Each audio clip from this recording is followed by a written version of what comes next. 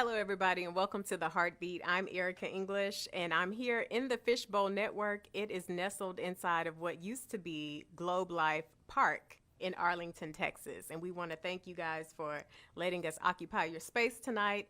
I am here with a very dear friend of mine and a beloved coworker. I've had the pleasure of working with her for several years, Miss Shawn Ewing. She Thank is you. the mother of Kerrion Franklin. She and Kirk Franklin share Kerrion as parents. So thank you for coming in tonight. Thank you for being here to support me, and thank you, Paul. He's engineering for us. It's just an honor and a privilege to be here, even in for this moment and this occasion. But God is still good, and God's gonna get the glory. He will. He will. Out of all of this. Well, thank you for trusting me with this.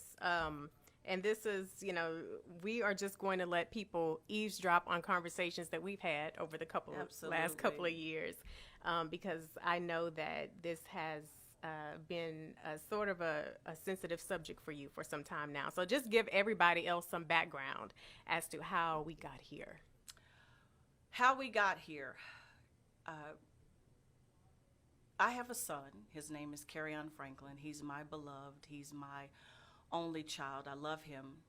And we have had challenges. Of course, when you're a teenage parent, you're not perfect, but we had challenges. But over the years, Kirk Franklin and I have been co-parents. And even though our son will be 33 in a couple of months, he's still our child. And we vowed to work together with raising him, parenting him, and even though we've had some challenges, we still remain co-parents. A lot of times people haven't heard from me. I haven't made a lot of noise in the news, behind Kirk. And for what or why, But we're here because some private information was leaked and Kirk kind of lost his cool. And we talk about cancel culture. And I was thinking, I can't leave Kirk out here by himself on this one. So I'm really not talking to y'all, anyone else. I'm really talking to my son. But you all will get a glimpse of this because of it was made public. So that's why we're here. But so for the last couple of years, I know that things have been posted online. Yes. By your son. So just kind of paint the picture as to, I guess, how things kind of climax to what we are dealing with today. Well, when an individual child or someone is, so to speak, rebelling against their parents, and you hold them to a point of accountability, sometimes you get pushback. And sometimes you get pushback because they say things are not fair, or sometimes you get pushed back because they are in a rebellious state. And as you're working through that, you're trying to really find out, well, what is it? So Kerrion felt at one point that his father was trying to kill him. And when I got wind of it and we talked about it, I said, Kerrion, I don't care who it is. If anybody's trying to hurt you, then we can go file a police report. We will deal with it. I'm not saying my son is not hurting from us being teenage parents. I'm not saying my son doesn't have a testimony. But what I am saying is you were not abandoned. No one abdicated their responsibility towards you. You are loved. You are loved, Kerrion Franklin. And I'll look in the camera and say that you are loved. We support you then, we support you now, we support you tomorrow. But there's a way to deal with it. And all we've tried to do as parents is work through the issue, get our son to a point of being a productive citizen in society, as well as having a good life. So, but things kind of didn't go that way. And that's okay because families go through things. But we don't get to use a part of an audio and not understand the true history of counseling, therapy, godly counsel, holding Kerrion responsible, holding Kirk responsible, holding myself responsible, because I want to deal with what my son needs to deal with. And unfortunately, we're now having to do it here. And just some background about you, because you have experience in helping people who have had trauma with your work in the Women's Center.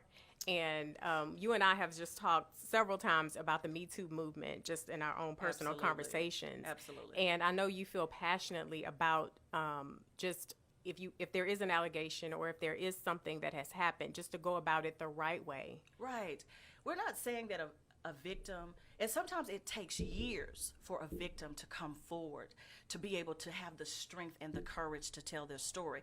What I am saying is it's not fair to cancel somebody out before you have formally filed a complaint, made a police report, and given the way for investigation. We are quick, especially for black men, to cancel them out.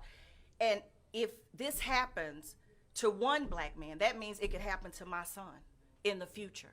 That means it could happen to his father. That means it could happen to the next man of God, woman of God, the next parent, the next boy or girl. So it's a danger when we take that into consideration, where someone could just come forth and say something without a protocol in order to deal with it. And we have a protocol. Sometimes people do wait too late to make a report past the statute of limitations. But we're not saying that you can't tell your testimony, but you shouldn't just run to social media first to cancel somebody out or to expose someone. And then if you are going to do that, make sure you expose yourself first.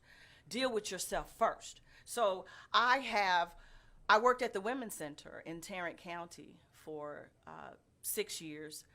And I worked in rape crisis and victim services, and that's when I really became educated on sexual assault, date rape, domestic violence, child sexual abuse. And then I went on and I worked for Volunteers of America. I worked at the Halfway House Reentry. I worked with all kinds of individuals with backgrounds, all types of gang members, bank robbers, arsonists,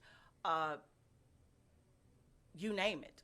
I've worked in the real deal. And then working there, trying to protect my son from that environment that I work in, when people become angry, dealing with your norm of teenage parenting, coming off the cuffs of being a teenage mom myself. It was a lot, to deal with. But I was rooted and grounded in God. And so as I've matured, I tried to work with his father to continue to parent our son. And most people would say, y'all shouldn't even be talking anymore. We talk when we need to talk about our son, because that's how much we love him. Yeah, and I will say that I commend your co-parenting between the both of you.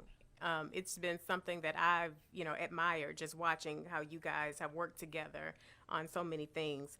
But let's talk about context, because you mentioned something earlier about taking a snippet of audio, and people, it's kind of dangerous to make assumptions when you don't know the full context or conversation. Right. And you and I were talking over dinner about Proverbs 31, and Absolutely. I want you to bring that up, because you made an interesting point. Well, first, the most important thing is my son's soul.